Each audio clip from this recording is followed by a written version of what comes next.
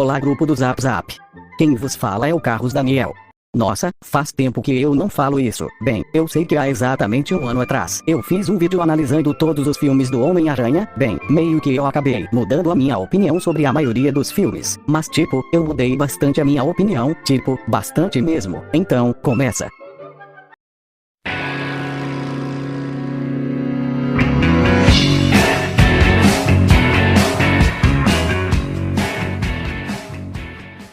Homem-Aranha, de 2002. O primeiro filme do Homem-Aranha do Sam Raimi é simplesmente um clássico. Provavelmente foi esse filme que motivou as adaptações cinematográficas de super-heróis pro cinema. Ao lado do primeiro filme do X-Men, a história do filme é bem simples. Não que simplicidade seja algo ruim. Na verdade, eu acho até bom para começar uma franquia e contar a origem de um personagem. Os efeitos especiais eram ótimos pra época, mas hoje em dia algumas coisas ficaram datadas, como esse modelo 3D do Tobey Maguire correndo. Não é a pior coisa do mundo, mas temos que concordar que ficou datado pros dias de hoje. Eu vejo várias pessoas criticando a atuação do Tobey Maguire. Bem, eu vi o filme dublado, então eu não posso confirmar nada. O Duende Verde não é a melhor coisa do mundo. Convenhamos, ele não tem motivação alguma. Ele até começa bem querendo se vingar de todos aqueles que o demitiram da Oscorp. Mas depois disso, ele simplesmente quer matar o Homem-Aranha porque sim, e dane-se. O vilão só se salva por causa do William Dafoe, que mandou bem no personagem, e ainda faz caras e bocas que me traumatizaram por anos. Sinceramente, o romance entre o Peter e a Mary Jane não convence. Não é a pior coisa do mundo, mas,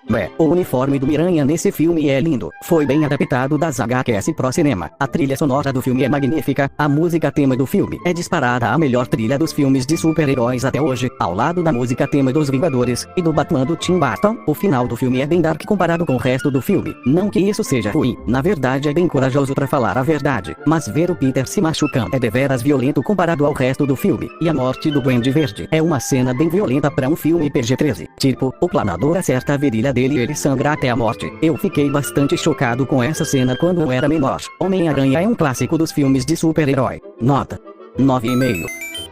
Homem-Aranha 2 de 2004. Esse é um dos casos raros, na verdade, nem tão raros assim, que a sequência supera o original. Esse filme é mais sério que o primeiro filme. Tipo, o Peter tá na merda. O Harry quer matar o Homem-Aranha, a Mary Jane vai se casar com outro cara. O Peter perde os poderes, e ainda surge o Dr. Octopus pra saborear o ânus dele. A ação deu uma diminuída do primeiro pro segundo filme, mas isso é compensado com uma ação melhor do que a do primeiro filme, e cenas mais marcantes, como a clássica cena do trem. Essa cena mostra como o Peter estava disposto a tudo para parar aquele trem. Ele revelou a sua identidade e literalmente poderia ter se partido ao meio, mas mesmo assim, ele se arriscou tudo para salvar os indivíduos que se encontravam no transporte ferroviário, e sinceramente, até hoje eu me questiono se eu prefiro a cena do trem ou o Capitão América levantando o Mjolnir como cena preferida dos filmes de super-heróis. Bem, o Dr. Octopus é um ótimo vilão, e talvez seja o melhor dos filmes do Homem-Aranha. Na verdade ele tá nem aí pro Homem-Aranha, ele só o sequestrou por conta do acordo com o réu que ele fez. Na verdade ele só queria construir a máquina dele numa boa. Bem que aquela máquina vai levar a cidade pra casa do órgão genital masculino, mas de fato, ele é um vilão melhor que o Duende Verde. O discurso que a tia May passa não só pro Peter, mas sim pro telespectador é muito lindo. Eu não vou colocar a cena aqui, porque eu não quero fazer ela parecer uma encheção de linguiça no vídeo. Homem-Aranha 2 não só supera o original, como também é o melhor filme do Homem-Aranha, e é um dos melhores filmes de super-heróis, e é o meu filme de super-herói favorito. Nota 10. Homem-Aranha 3, também conhecido como o melhor filme de super-heróis feito até hoje, só que é complexo demais para mentes pequenas e vai a merda Nolan, e toda essa sua trilogia, que é Cavaleiro das Trevas. De 2007. Bem, por onde eu começo? Assim, Homem-Aranha 3 é o melhor filme de super-heróis feito até hoje. Tá bom, falando sério agora. Pra quem me acompanha no meu Insta, sabe que eu já falei algumas vezes que Homem-Aranha 3 é o meu filme favorito de super-heróis. Bem, talvez eu tenha deixado a nostalgia falar mais alto naqueles momentos, porque esse foi o primeiro filme de super-herói que eu vi, e também porque eu tenho muitas lembranças boas desse filme. Mas agora falando do filme mesmo, o Homem-Aranha tinha potencial pra ser um bom vilão. Ele tem uma carga dramática boa, mas infelizmente a Sony meteu o dedo na cara do Sam Raimi e exigiu que ele colocasse o Venom no filme, e assim surgiu o nosso Venom magrelo, que convenhamos, o Venom é o pior vilão dessa trilogia. Eu gosto bastante do Venom, eu adorava ele na animação dos anos 90, mas PQP, esse Venom aí tá uma merda. E ainda temos o simbionte que surgiu do nada, mas tem algo maravilhoso que veio do Venom, é claro que estamos falando dele, o clássico Emo-Aranha, o Tobey Maguire. Sinceramente, eu acho que eu nem preciso falar que essa cena é tão ruim, que fica bom, tipo, olha isso cara, é o Homem-Aranha, emo, dançando no clube de jazz. Esplêndido é a palavra-chave. Bem, o novo Duende, também conhecido como Duende Júnior, não tem a motivação mais original do mundo, mas ainda é aceitável. A Gwen desse filme é uma merda, vamos concordar. A aparição do Stan Lee nesse filme dizendo que uma pessoa pode fazer a diferença é uma das melhores aparições dele sem dúvida alguma. Ok, você pode até não gostar desse filme, mas uma coisa é certa, entre os 3 filmes da trilogia do Sam Raimi, esse foi o que menos ficou datado pros dias de hoje no quesito efeitos especiais. A trilha sonora do filme dispensa apresentações, a música tema do Homem-Areia e a do simbionte são claros exemplos disso. A cena do J. Jameson com a garotinha na batalha final do filme é maravilhosa. E por falar em batalha final, essa foi a segunda batalha final que mais me marcou entre esses 3 filmes. A primeira foi a do primeiro filme mesmo. A morte do Harry é bem impactante mesmo, e a lição, que é um perdão, é realmente linda.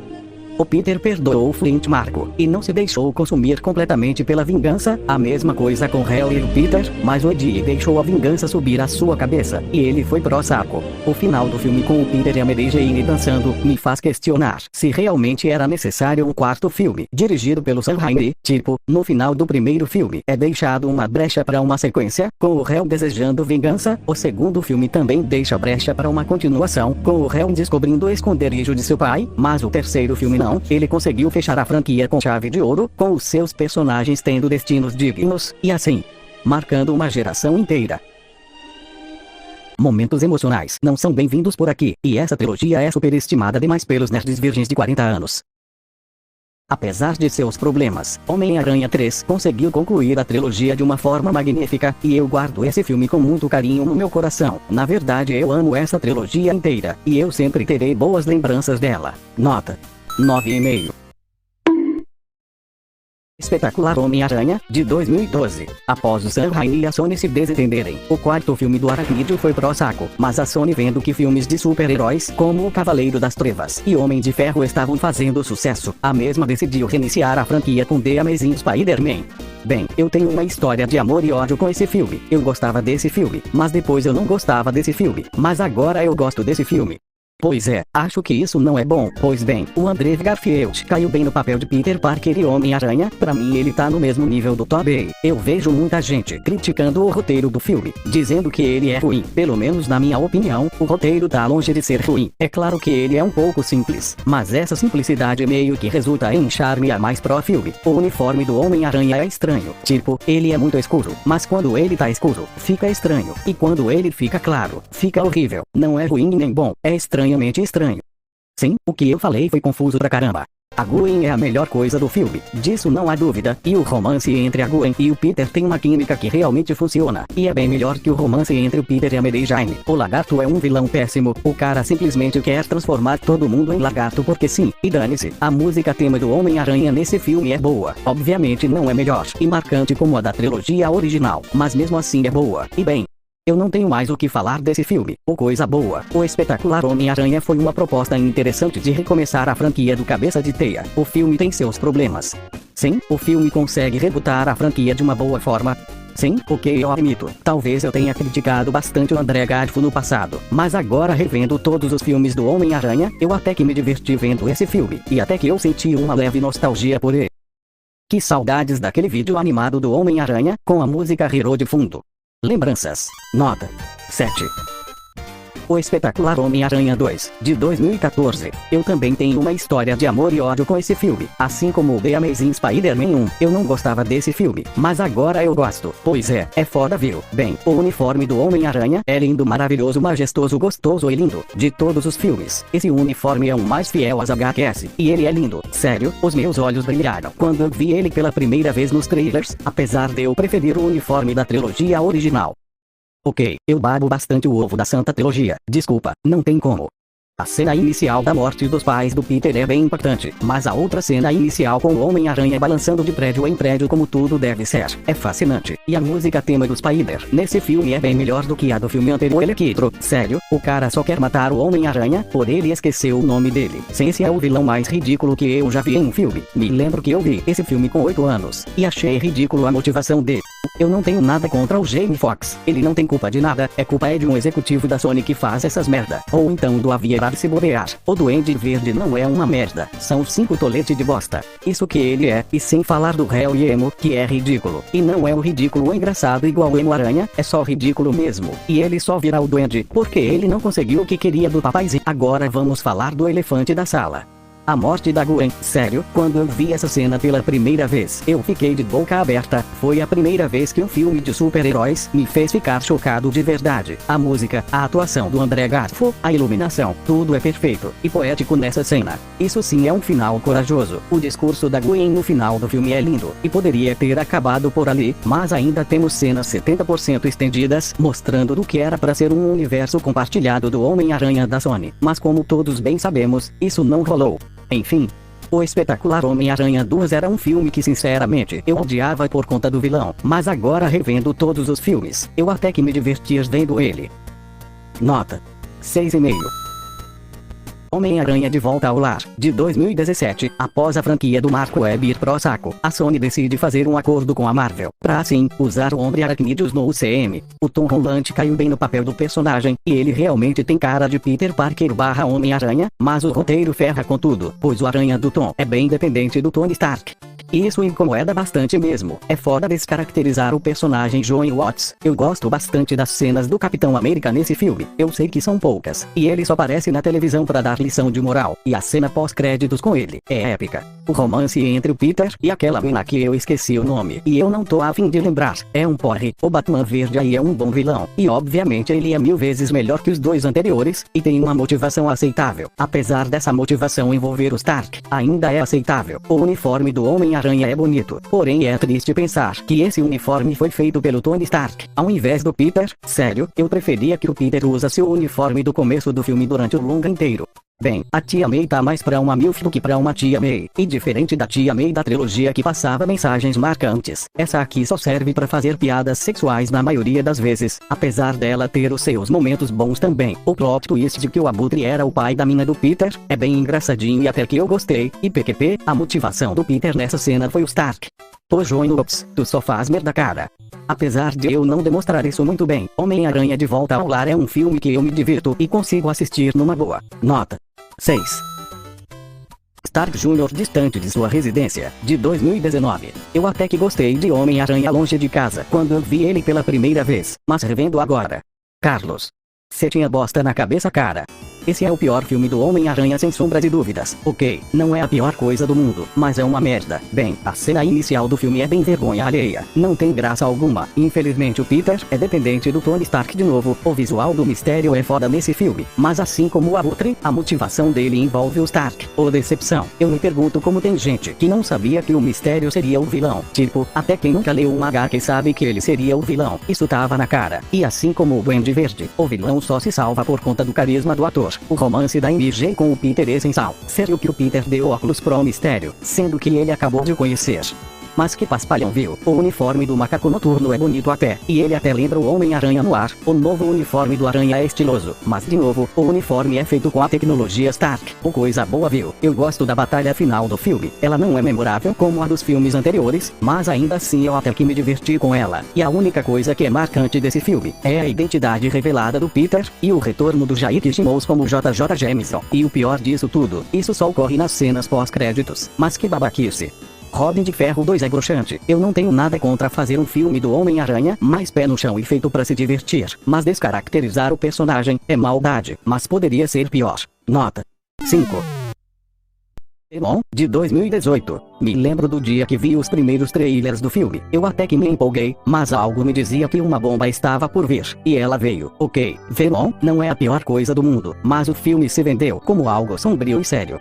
Apesar de no final do terceiro trailer tem uma piada envolvendo cocô, mas na maioria dos momentos o filme foi vendido como sério. É claro que nem tudo precisa ser sombrio à la Zack Snyder, mas transformar o Venom em uma completa piada é sacanagem. Mas uma coisa é certa, o visual do Venom nesse filme é lindo. Me lembro de quando eu vi ele no final do segundo trailer pela primeira vez. Eu fiquei tipo...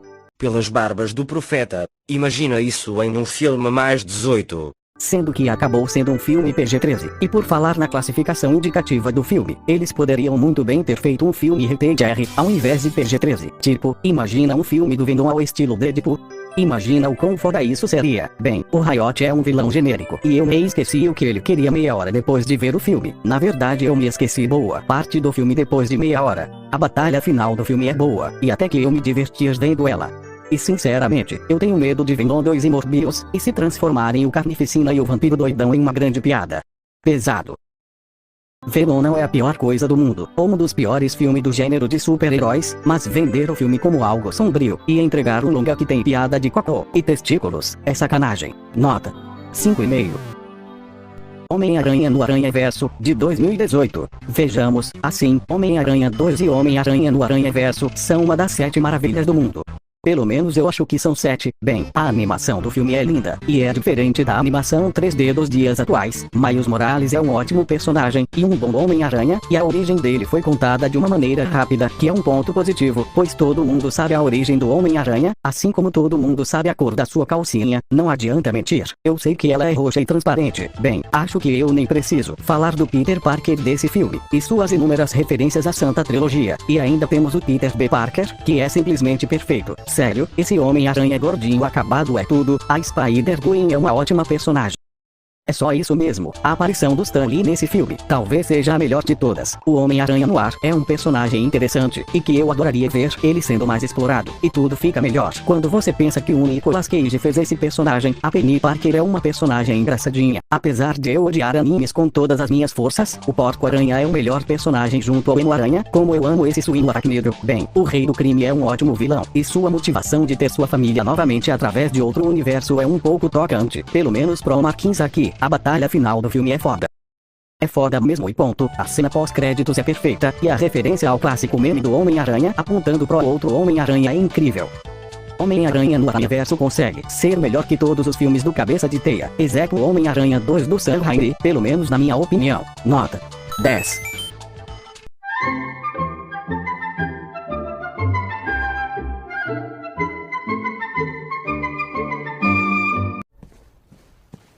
Oi, eu sou o Capitão América. Eu vim falar de uma das características mais valiosas que um soldado ou um aluno podem ter. Paciência. Às vezes, paciência é a chave da vitória. Às vezes, a vantagem é pouca e parece não valer a pena. Você se pergunta, por que esperou tanto por uma coisa tão decepcionante?